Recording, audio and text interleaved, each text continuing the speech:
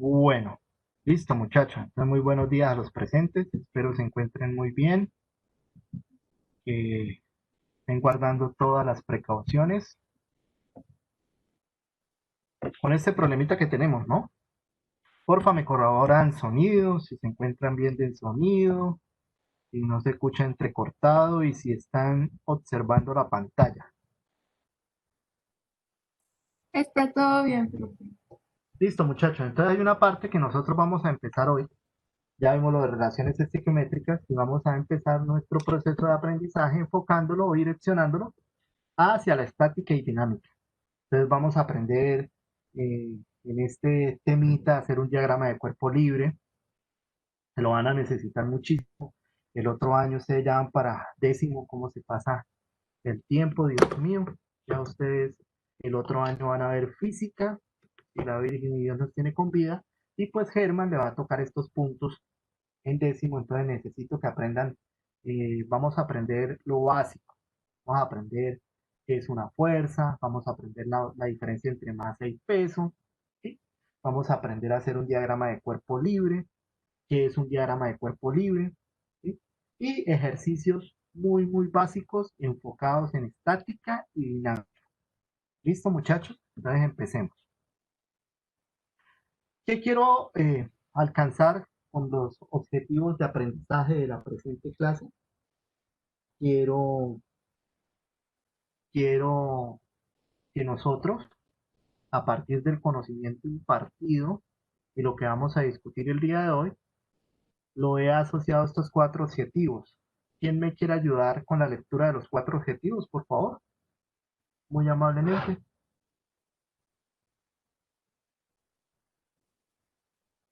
Primero es aprender el concepto de masas, peso, estática y dinámica. ¿Sí? ¿Qué más? Es El segundo es asociar, asociar cada uno de los movimientos estudiados a la causa que lo produce, aplicando las leyes de Newton. ¿Qué más?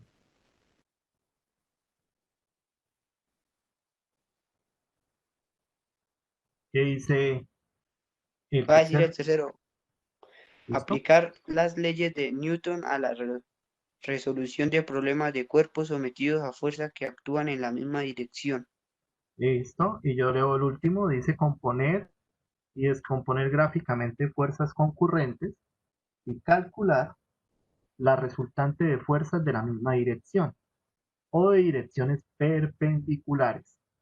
Aplicar condiciones de equilibrio a un cuerpo sometido a fuerzas concurrentes. Entonces, lo primero que yo quiero es, como vamos a empezar un nuevo tema, es aprender bien la diferencia o aprendernos el concepto entre masa y peso y entender qué estudia la estática y qué estudia la dinámica.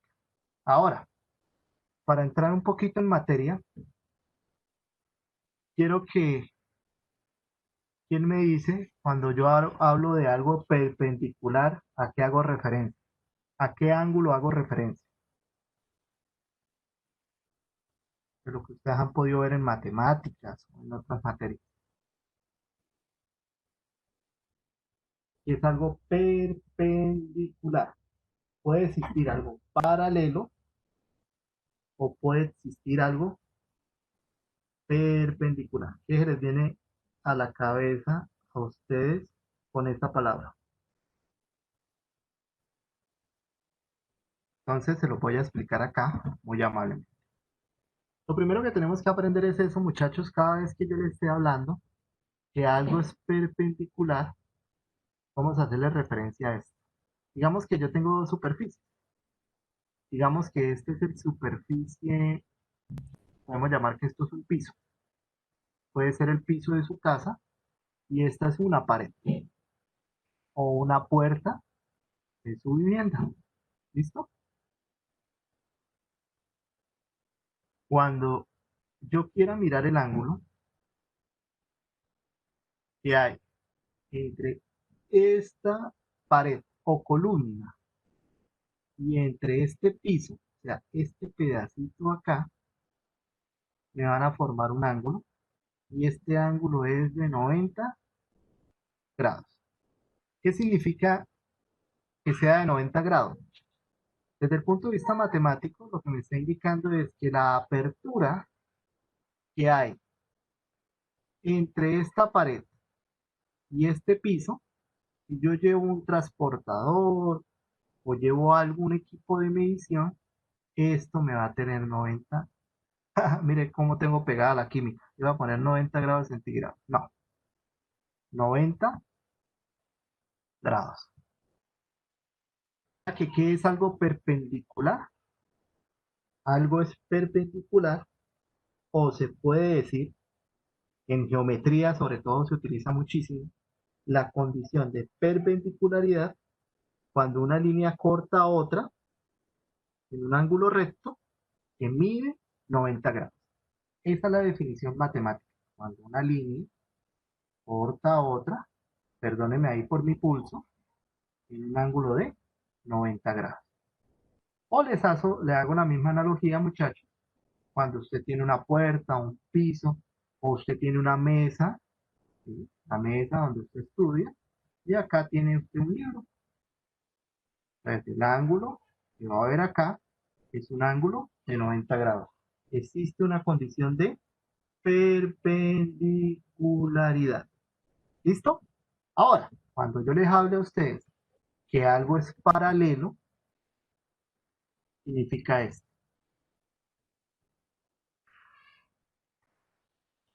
Paralelo significa cuando dos líneas rectas no se van a cortar en ningún punto.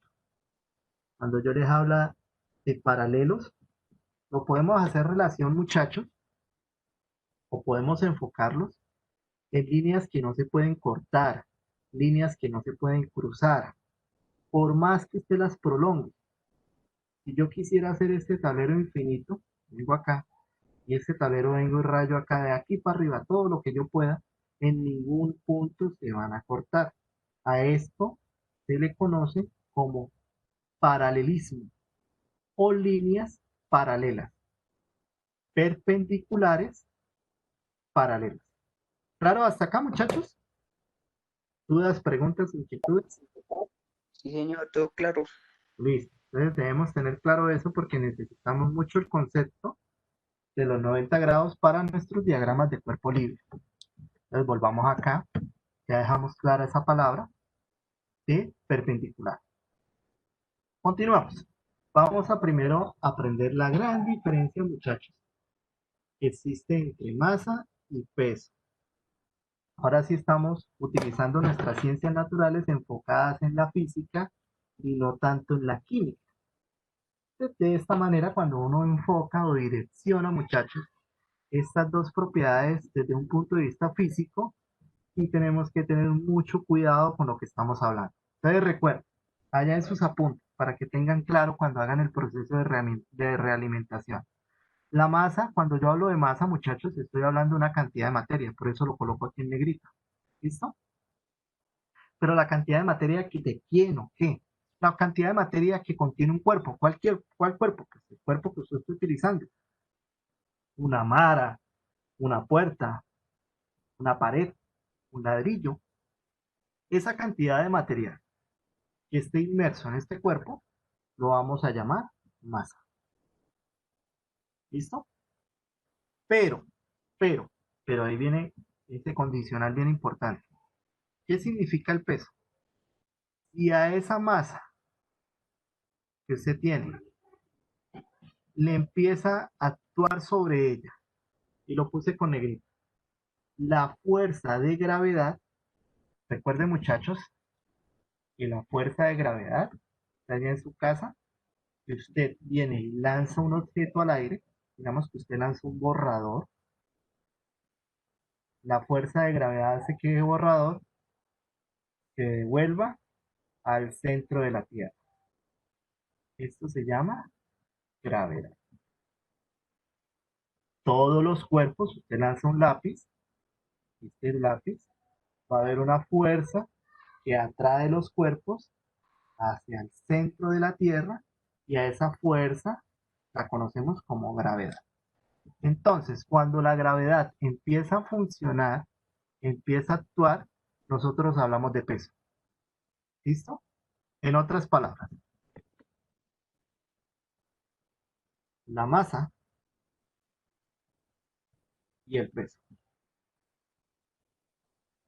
Entonces, tenemos que para que exista el peso, esta va a ser una variable, la masa es una variable independiente. Y el peso es una variable dependiente. Vamos a entender la diferencia entre independiente y dependiente. Por lo menos si yo les pregunto a cada uno de ustedes, ¿ustedes son personas independientes o personas dependientes? ¿Qué opinarían ustedes? ¿Qué opina al respecto, María José? ¿Tu merced es independiente o es una persona dependiente? Pues por el momento, cuando uno es menor de edad, es dependiente, ¿no? Depende de sus padres, pero, o sea, en el estudio es independiente porque uno debe ser responsable con cada cosa. Entonces María hace una analogía muy bonita. Ella me dice, profe, yo la miro desde dos puntos de vista su pregunta. Si me habla de un factor económico, yo sería una variable independiente. Dependo de mis papás para poderme alimentar, dependo de mis padres para poder vivir, dependo de mis padres para poder vestir.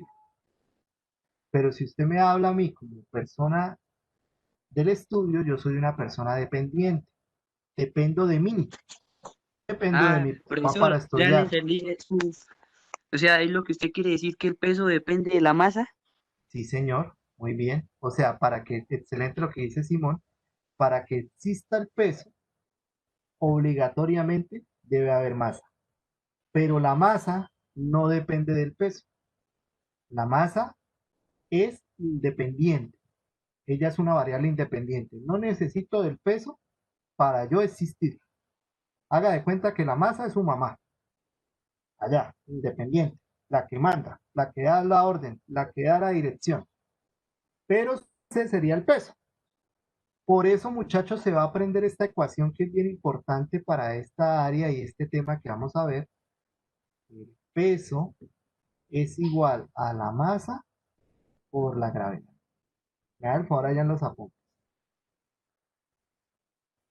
¿Qué significa? Por eso es que el peso, para que pueda existir, depende obligatoriamente de la masa.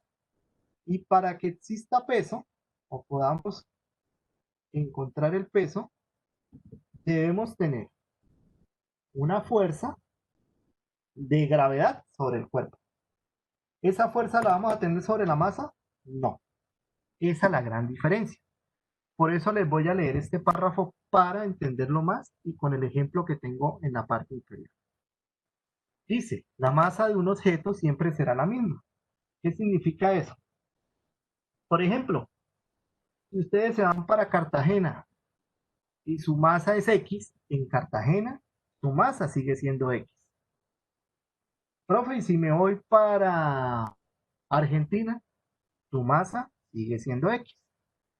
Bueno, profe, y si me voy para la Vía Láctea, su masa sigue siendo la misma. ¿Por qué? Porque es una variable independiente. La masa no depende de nadie para hacer masa. Donde usted ponga la masa, siempre va a ser la misma. Por eso dice, la masa de un objeto siempre será la misma. Eso, pero el peso sí depende de la masa y la gravedad, ¿no? Ya vamos para, muy bien, Simón. Simón se me adelanta un poquito al ejemplo. Él tiene toda la razón. ¿Qué nos dice Simón?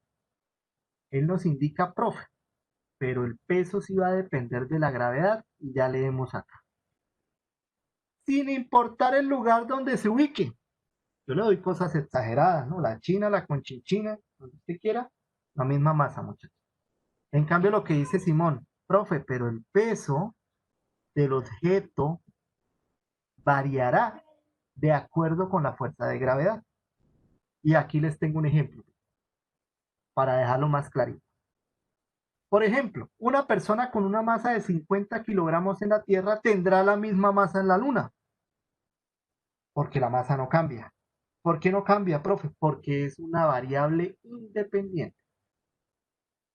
Pero si usted me dice qué pasa con el peso, que lo pronuncia Simón, dice, por otro lado, el peso de esa misma persona será 6 veces menor en la Luna, nuestro satélite, con respecto al planeta.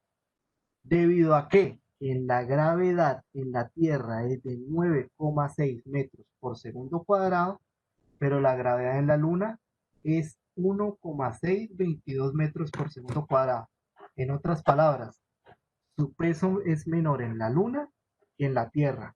Por eso ahora sí usted me va a entender que esos astronautas cuando llegan en esas misiones a la Luna, ellos levitan o flotan, si se dan dando cuenta, que ellos no caminan por la superficie lunar, sino ellos tratan como de elevarse.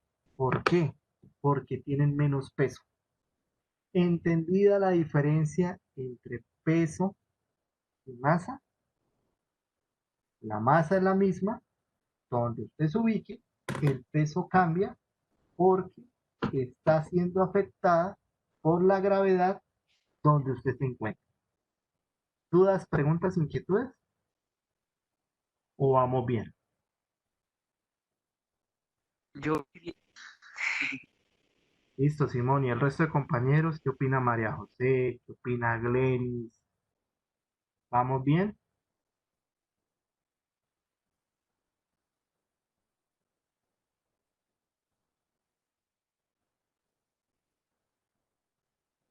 Glenis me contesta que vamos súper bien. Gracias, Glenis. Entonces vamos a continuar. Eso es lo primero que tenemos que tener claro. Tener ese conceptico claro de masa y peso. Nos va a servir muchísimo porque ahora en adelante yo le voy a decir, la masa del cuerpo es tanto, el peso del cuerpo es tanto. Y lo va a utilizar muchísimo el otro año. Este tema es bien importante, muchachos, porque este tema usted lo va a profundizar más el otro año. Lo va a necesitar muchísimo con Germita. Continuamos. Y acá es donde coloco otro tipo de ejemplo para afianzar lo que ya tenemos. Mire este señor, lo coloqué acá, señor astronauta. Mire la masa, lo pongo acá en otro lado. Llámese Luna, mire la masa, pero mire el peso. Aquí tenemos 1200 y aquí tenemos 200. Cambia totalmente. Después hablamos de estas unidades que se llaman newton. Ahora dice el peso de un objeto es igual a la magnitud de la fuerza gravitacional ejercida sobre el objeto y varía con la posición. ¿Cuál es la fórmula que nos tenemos que aprender por ahora? Que peso es masa por gravedad. Me la copio acá. El peso es igual a la masa por la gravedad. Y la masa es una propiedad inherente, o sea que no depende de nadie.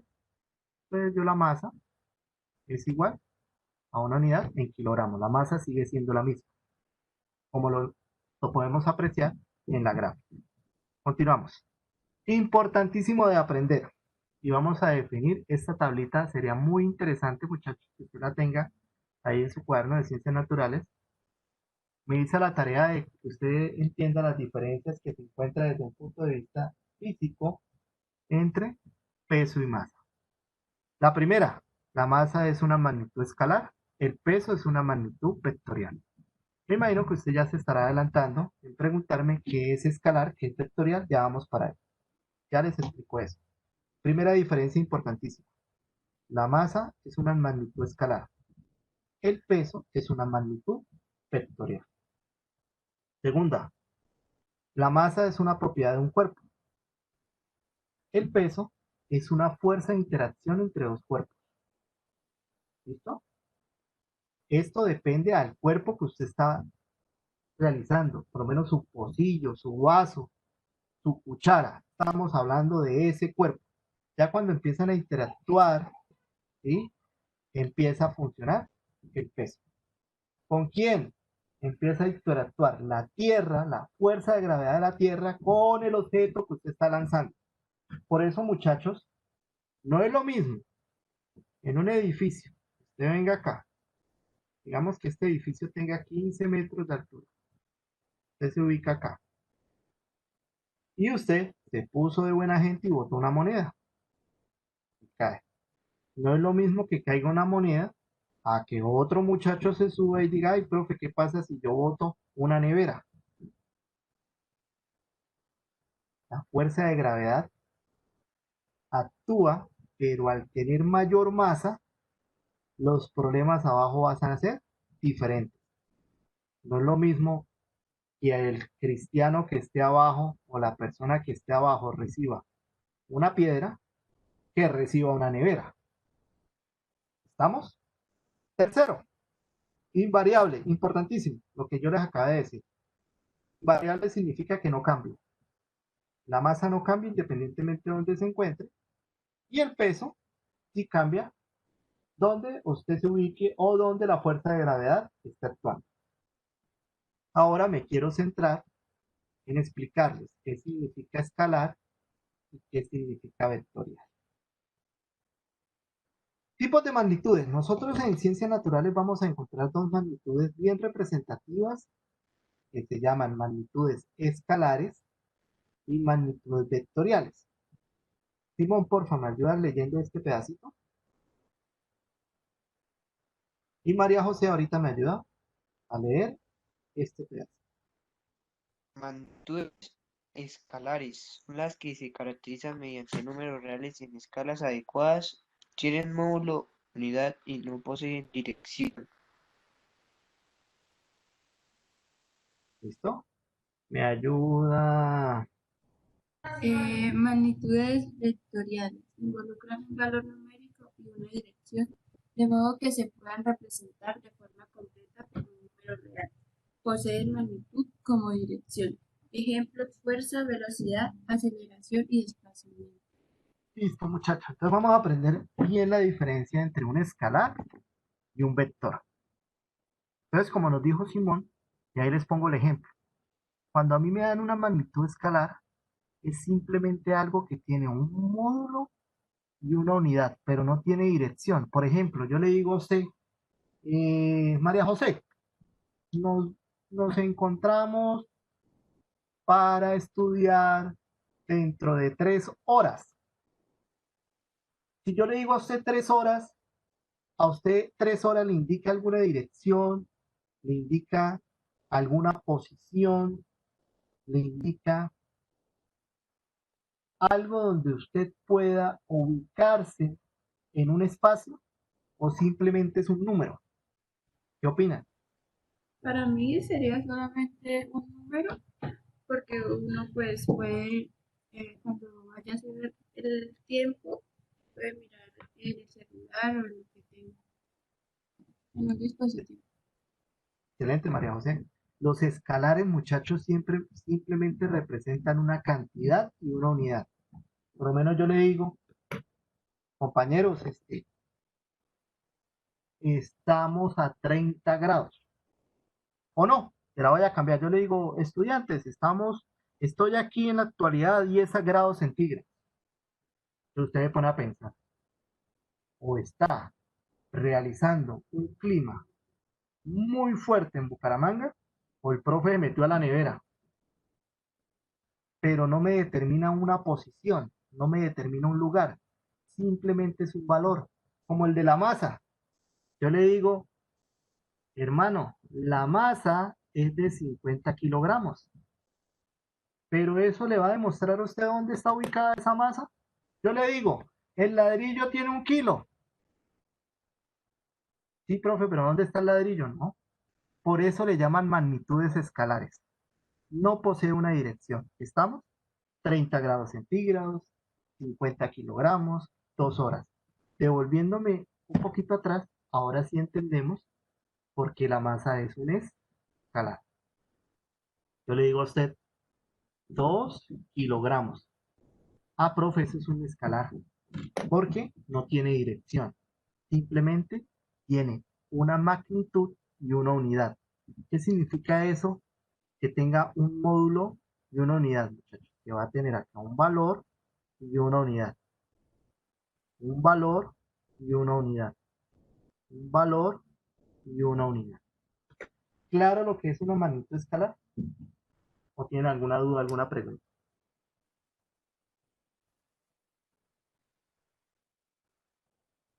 Dijo un gran filósofo.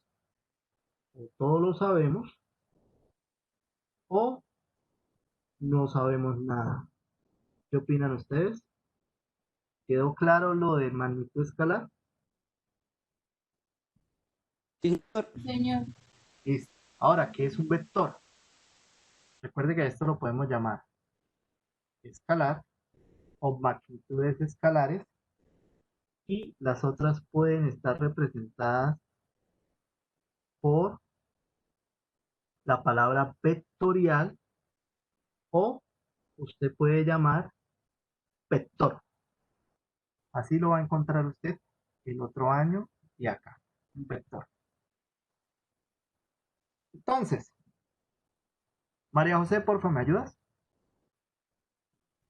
involucran un valor numérico y una dirección, de modo que no se puedan representar de forma completa por un número real. Poseen magnitud como la dirección. Entonces, María José muy amablemente nos dice, ¿cuál es la diferencia más grande entre ellos dos? Que en un vector yo ya voy a encontrar una dirección. Me va a indicar una dirección. Ejemplos para su evaluación: la fuerza, la velocidad, la aceleración, el desplazamiento. No va a ser únicamente una magnitud, como dice acá, sino me va a representar a mí una dirección. Y ya les voy a explicar un poquito más adelante de eso. Continuamos.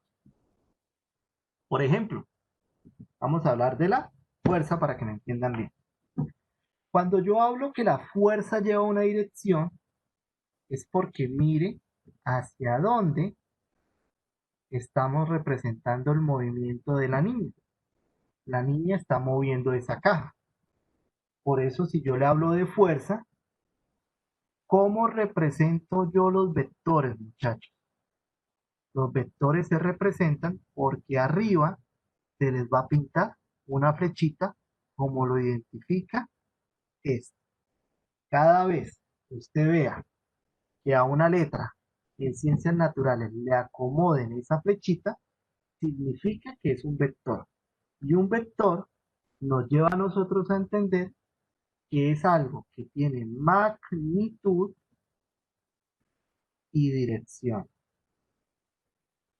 Y un ejemplo bien característico es la fuerza. Que me imagino que todo el mundo ha tenido esta experiencia en su casa. ¿Quién no ha movido una caja? ¿Quién no ha movido una mesa? ¿Quién no le ha tocado mover una nevera? Y usted aplica algo que nosotros conocemos como fuerza. Pero ¿qué es la fuerza? Concepto de fuerza. ¿Qué significa fuerza? Y dice acá, la fuerza se refiere a una interacción con un objeto mediante una actividad muscular. Esto, a no ser que usted no le aplique acá esta fuerza, pues esto no se mueve. Así de sencillito. Al moverse el objeto, va a existir un cambio de velocidad. Él va a pasar de una velocidad cero, porque aquí está quieto, estaba quieto, pero cuando se empieza a mover, vamos a tener una velocidad. ¿Cuál velocidad? No sé. Llamémosla 0.01 metros por segundo, que fue lo que yo alcancé a mover esa cajita. Quiero que usted mire otra flecha acá que yo puse en la gráfica en la parte inferior. Usted se estará preguntando, profe, ¿por qué va en dirección contraria a la fuerza? Muchachos, a eso le llamamos fuerza de fricción. Después la vamos a explicar bien. Pero la fuerza de fricción siempre va en sentido contrario de la fuerza que usted está aplicando. Si alguien me preguntará, bueno, profe, y si fuera al contrario, ¿sí? Digamos, vámonos aquí a nuestro tablero. Digamos, usted viene y me pregunta y me dice, bueno, profe, si yo tengo una caja acá, esta es mi superficie, y yo estoy aplicando una fuerza en este sentido, ¿hacia dónde iría la fricción? La fricción se da por la interacción que tienen las dos superficies. Y este roce, este movimiento, este pegue que se dan las dos superficies, a eso y en sentido contrario lo llamamos fuerza de fricción. Profesor, y cuando es eso es lo mismo como en un carro. Excelente su pregunta, mi estimado Simón, y le voy a explicar. De ahí viene el principio, muchachos, de por qué las llantas tienen un valor o un costo. Todas las llantas no valen lo mismo, porque todas las llantas no tienen la misma adherencia al asfalto. ¿Qué es lo que nos producen las llantas buenas? Pues que exista esa fuerza de fricción y gracias a esa fuerza de fricción, cuando usted va en un carro, qué pena, mis dibujos son pésimos, pero vamos a ver, nos imaginamos aquí un carrito, mira, papá, último modelo, papá, llantica, le ponemos las luces, se va acá manejando y usted necesita frenar. ¿Usted por qué frena? Por la fuerza de fricción que se está generando entre la superficie y la llanta. Si sus llantas son de baja calidad, ¿qué le va a pasar al carro? Sigue y puede accidentarse. Si sus llantas son de muy buena calidad, usted frenaría el carro en menos tiempo. Por eso, muchachos, si a ustedes les gusta mucho la Fórmula 1, donde participa Hamilton, donde participan estos corredores, donde estaba Montoya, la mayor inversión que tienen los carros de Fórmula 1 justamente es en sus neumáticos. Y eso es lo que hace interesante las carreras. ¿Por qué? Sé que hago eso a mirar carreras, ellos tienen que la llanta para el piso húmedo, que la llanta para el piso seco, que una llanta intermedia por si llovió, pero no llovió mucho. Una llanta de diferente material por si está lloviendo a cántaros. ¿Por qué? Porque ellos tienen que garantizar.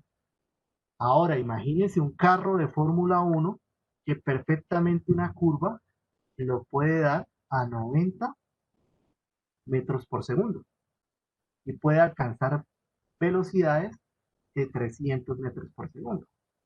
Por eso es que ellos tienen que invertir muchísimo en estas llantas para que se genere muy bien esa fuerza de rozamiento.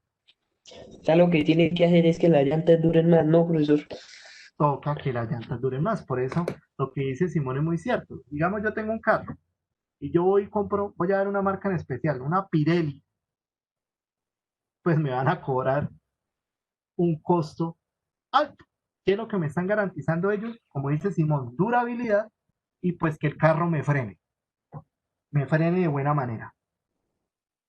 Si yo voy y compro otra marca no tan comercial, puede ser que el costo de la llanta disminuya, ¿sí? Son más baratas, pero esta adherencia puede ser no ser la misma y su gasto es más rápido. Si una Pirelli me demora a mí 3 años, por dar un ejemplo, la otra llanta me puede durar año y medio. Todo se explica gracias a la fuerza de fricción. Usted cuando le pasa la mano, me imagino que usted ahorita en su casa, pásele la mano a la pared, toque la pared de su casa. Esas imperfecciones que usted logra sentir entre la pared y la mano es lo que me genera la fuerza de fricción. Cuando usted está manejando una bicicleta, muchachos, ¿usted nunca ha caído en una bicicleta? Se va en la bicicleta, se va en la bicicleta. Y si por X o Y motivo se llega a caer y se raspa su piel, pues usted ¿por qué frena? Porque hay un coeficiente de fricción entre la piel y el pavimento que lo hace frenar. Ahora les voy a colocar un ejemplo donde no encontremos fuerza de fricción o esa fricción sea mínima. ¿A quién le gusta el patinaje? ¿O quién ha patinado? Pero vamos a colocarla diferente, que sea una pista. Yo he patinado, pero en la tierra. Esta está buena. ¿Alguien ha ido a una pista de hielo? ¿Han visto esas pistas que son redondas? Que el Sí, patín tiene como, termina como en una Sí. cosa puntuda. Bueno, vengan alguna pregunta. Usted está aquí en la pista de hielo. ¿Qué padre? Yo me llego a caer acá. Me caí. ¿Me va a detener la pista de hielo o yo sigo? No, sigue. Siente solo el totazo. Como dice Simón, usted se cae y continúa su movimiento por la pista de hielo. ¿Por qué pasa esto? Porque la fuerza de fricción en materiales como hielo son mínimas. Tienden a cero, pero no son cero. ¿Qué significa esto? Pues que acá va a tocar otros tres amigos tenerlo para poder frenar al que se caiga acá.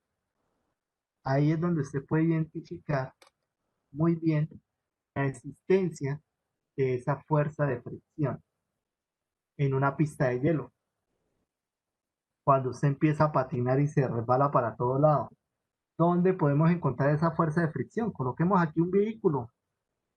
Cuando usted le llueve mucho en una vía, cuando eso ya pierde adherencia a la vía y se vuelve esa carretera un lodo, pues empieza a resbalar las llantas porque perdió fuerza de fricción y pues uno no camina. Por eso es que vulgarmente o coloquialmente la expresión dice, ay, quedó allá enterrado, quedó sumergido, no puede sacar el carro. Eso es lo que pasa. Eso es fuerza de fricción. Entonces recuerden, la fuerza de fricción siempre va en dirección contraria a la fuerza que usted esté realizando. Ahora, les pongo un ejemplo acá para dejarlo claro porque no siempre la fuerza de fricción va así. Digamos que nosotros tenemos una pared, muchachos. Miren acá, bien bonita. Me levanté acá un muro. Esto es una pared. Y voy a colocar un objeto acá. Y este objeto empieza a bajar. Y este objeto baja en este sentido por la acción de la gravedad. ¿Sí? La fuerza va hacia acá. ¿En qué sentido va la fuerza de fricción? Hacia arriba.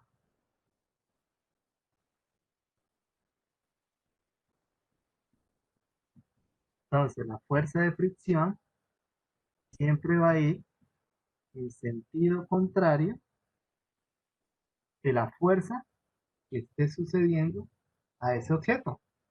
¿Para qué les explico eso? Porque es que uno siempre les explica cuando está así, pero cuando está en un plano también actúa. Si yo hago la fuerza para acá, la fuerza de fricción va para allá. La fuerza de fricción se identifica con dos Fs. La fuerza sola con una F. ¿Listo? Continuemos. Y mira aquí lo importante de por qué nosotros vamos a conocer la fuerza o por qué interpretamos nosotros que la fuerza es un vector. Recuerde que un vector es alguien que tiene una dirección, es una magnitud. Entonces, si a usted le dicen que esta es la fuerza, en décimo, lo va a ver usted, nosotros aquí no tanto, esa fuerza se puede descomponer en dos vectores. Mírenlos acá.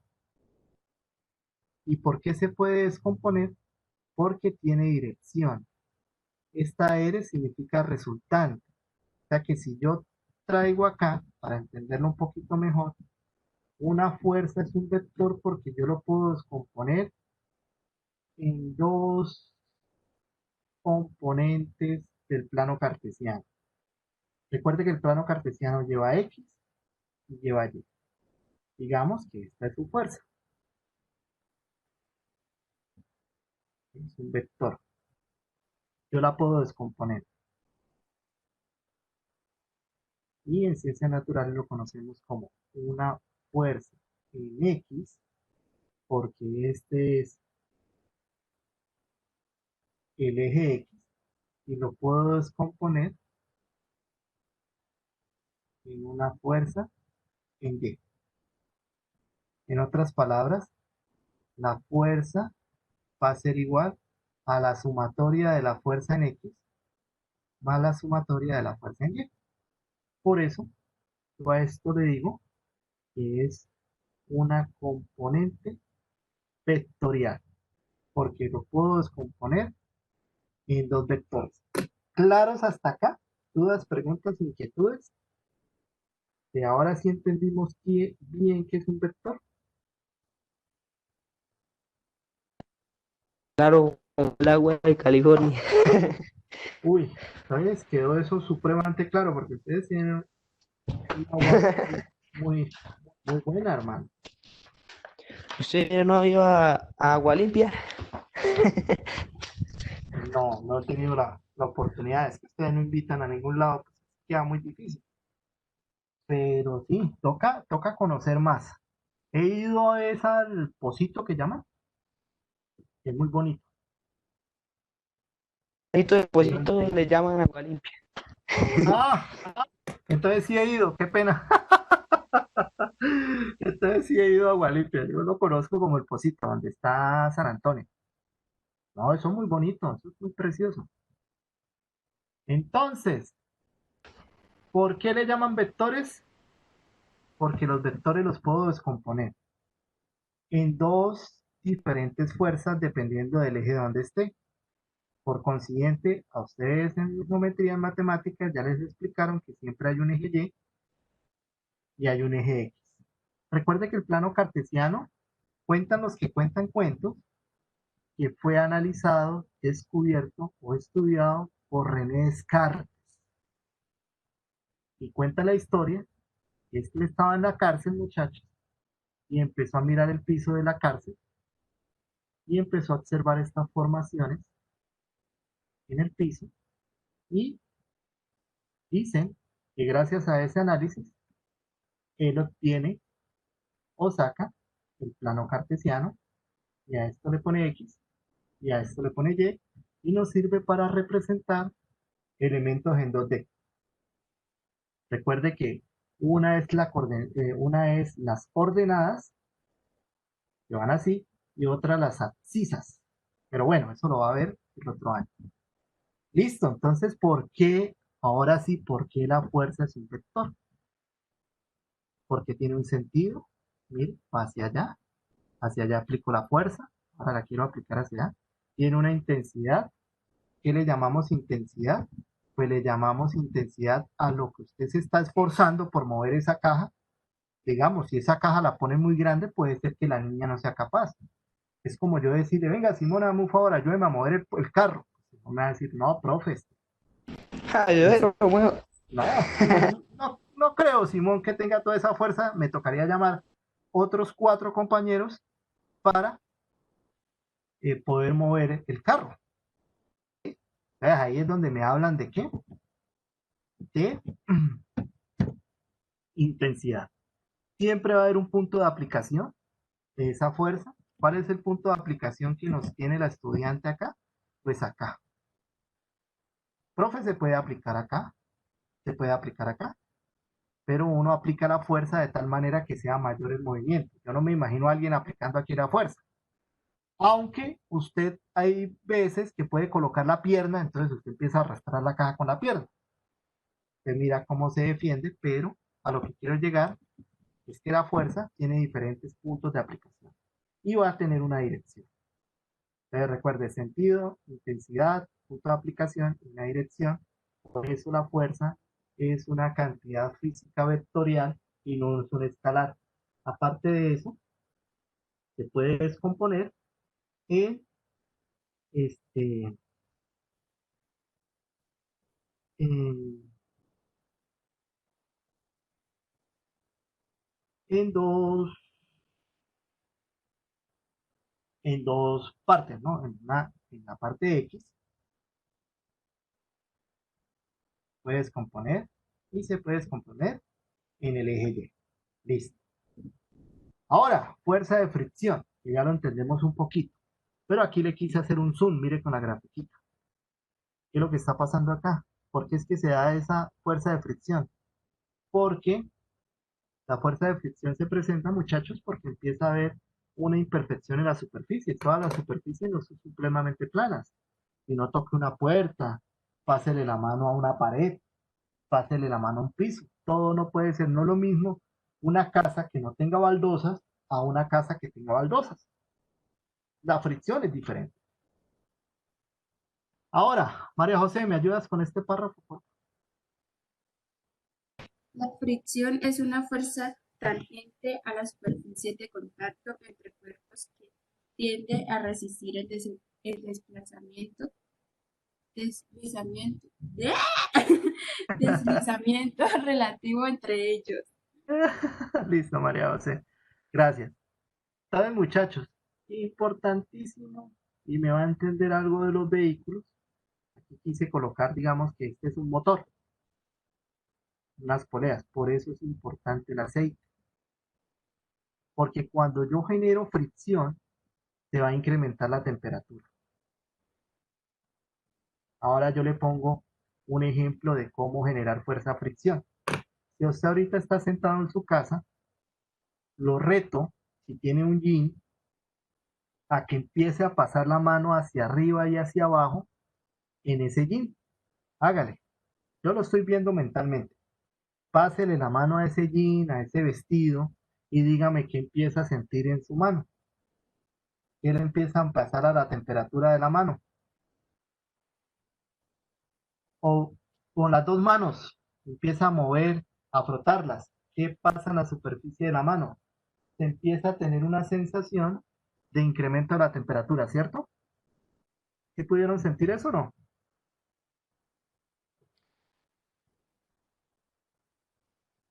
¿Qué opinión tienen? Sí, sí, Sí, 100%. Se empieza, ¿cierto? Se empieza a subir la temperatura. es Porque como una bomba, usted las tira y se calienta. O un alambre, usted le comienza a mover mucho el alambre y también se calienta. eso. Por eso es que hay personas que parten el alambre liso, que nombra Simón, de movimientos hacia arriba y hacia abajo. Lo cortan con un alicate hasta cierto punto y después para terminarlo de partir, empiezan a moverlo hacia arriba y hacia abajo para que se pueda quebrar. Pero la fricción le incrementa la temperatura. Usted lo pudo ver ahí en la mano. Por eso es que en los carros nosotros necesitamos aceite. Porque si estas poleas se empiezan a mover y en esta superficie se empieza a generar la fuerza de fricción, aumenta la temperatura. Y si aumenta la temperatura y esto no tiene aceite, esto se daña. Va a llegar un punto donde eso se parte, se puede quebrar y se puede dañar el vehículo. Por eso es importante el cambio del aceite en los carros. ¿Para qué? Porque un aceite bueno me disminuye a mí el daño que se presenta por la fricción que se está dando en los diferentes componentes mecánicos del carro. Ahora, si usted me habla del cuerpo humano, pues nosotros tenemos ciertos, entre los músculos, ¿sí? Entre la rodilla, nosotros tenemos unos componentes que nos ayudan a que no se peguen los huesos. ¿Qué pasa cuando se pegan esos huesos? Pues nos va a generar un dolor terrible. Por eso nosotros tenemos algo llamado cartílago. ¿Qué es lo que hace? Pues que pueda hacer el movimiento y los huesos no se peguen. ¿Para qué? Para disminuir la fuerza de fricción. ¿Por qué? Porque puede aumentar la temperatura y dañar lo que nosotros tenemos. ¿Por qué se presenta? Como acá le puse la lupa, tenemos superficies ásperas. La única superficie así que uno puede tener, ¿sí? Que sea una superficie, digamos que en un 95% lisa, es el hielo. ¿Listo? Continuemos. Entonces, hay dos tipos de fricciones. Una fricción que va a llamarse estática, por eso esto está conocido en el macro mundo como estática y dinámica, y hay otra que vamos a conocerla como cinética. Si usted tiene una caja, muchachos, una caja quieta, la fuerza entre la caja y el piso va a ser estática. Aparece cuando las superficies de interacción están en reposo. Por ejemplo, usted puso un libro en una mesa. Aquí está su libro. ¿Qué tipo de fricción hay? Es estática. Pero si yo a esto vengo, me ubico acá y trato de mover esa caja aplicando una fuerza, ¿qué va a pasar? De una fricción estática a una fricción cinética. ¿Por qué? Porque aparece cuando las superficies en interacción, el piso y la superficie de la caja empiezan a moverse.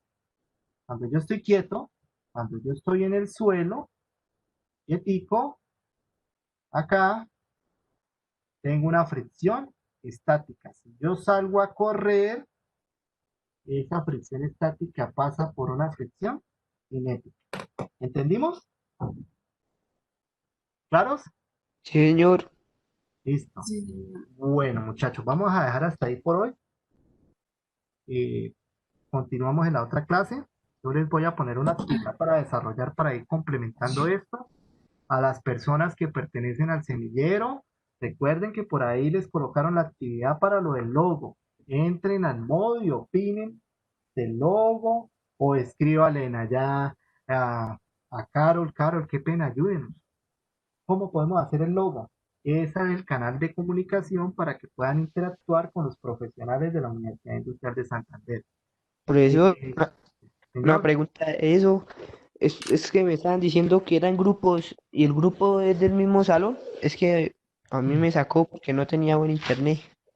listo. No, pues la idea es que por facilidad, si quieren, generamos los grupos en el mismo salón porque ustedes ya se conocen. Entonces, yo pues, he tomado esa iniciativa, aunque yo quiero que el grupo pues lo armen entre ustedes, pero yo creo que queda más fácil, yo creo que queda más fácil entre los que están participando, por lo menos usted conoce a María Glenn, José, apague el micrófono. usted conoce, usted conoce a Glenis, usted conoce a Valentina. Ay, no, qué pena, profe. Tranquila, María. Podemos hacer esa, si quiere, pues escríbales y hágales esa propuesta, Simón. Escríbales por interno, Andrew se está riendo. Esa propuesta, que queden los del salón, a mí me gustaría más porque ustedes ya se conocen y pueden interactuar de mejor manera. Pero por favor, ingresen al modo y opinen o escríbanle. Carol, qué pena, denos una idea. Yo la verdad no se me ocurre nada o qué hago. ¿Sí? La idea es no perder la comunicación. Bueno, muchachos, entonces Dios los bendiga. Muchas gracias por asistir. Espero que pudieran haber aprendido. Eh, gracias, Andrew. Gracias por sus palabras. Que puedan aprender. Eso es lo más importante para mí. Y recuerden, muchachos, que esto les va a servir muchísimo para eso. Muchísimo, muchísimo.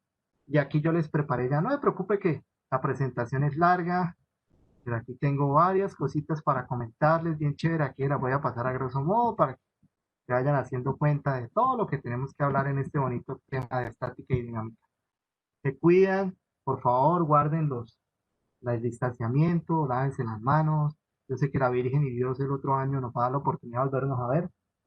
Los tengo al tanto. Se cuidan. Cualquier pregunta por cualquier medio que me puedan contactar, bien recibidas. Dios los bendiga. Nos vemos en otra oportunidad. Hasta luego. Chao, profe. Chao. Luego, se cuidan. Gracias. Chao.